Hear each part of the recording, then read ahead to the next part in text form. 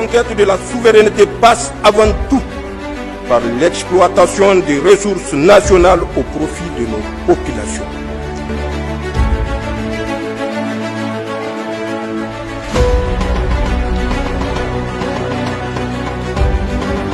Nous nous sommes rassemblés parce que ça fait au moins plus d'un mois maintenant qu'on a arrêté la semaine à l'ADA. Alors on était presque à la fin des répétitions, on avait commencé les filages et on nous a arrêtés pour une bonne cause, certes.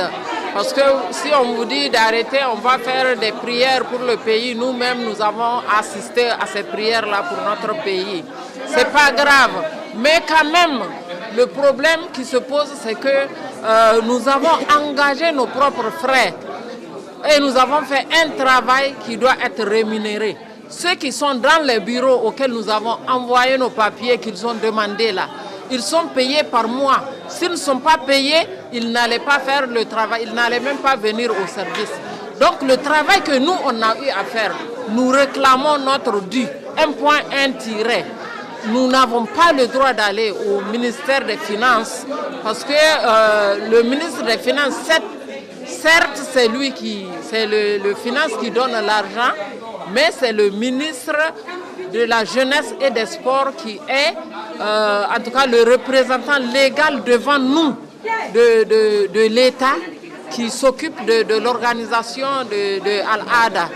Donc, franchement, c'est à lui de voir comment faire. Il nous a fait attendre pendant une semaine. On avait dit qu'on allait se révolter et partir au ministère. Il a appelé pour nous accalmer, pour nous dire d'attendre une semaine.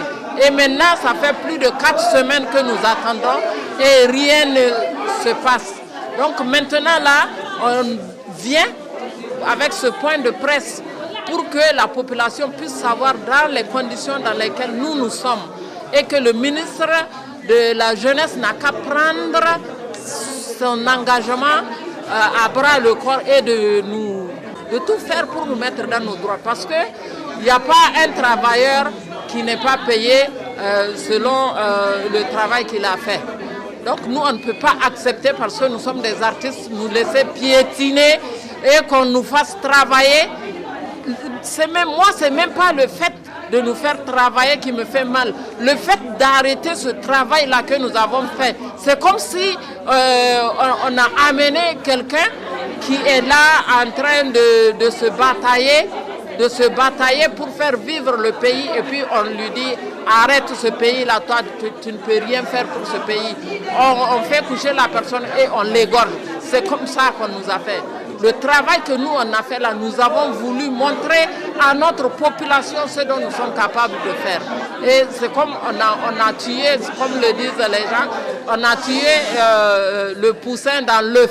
À partir d'aujourd'hui, nous donnons un ultimatum de 48 heures pour que le ministre puisse voir ce qu'ils vont faire pour nous payer.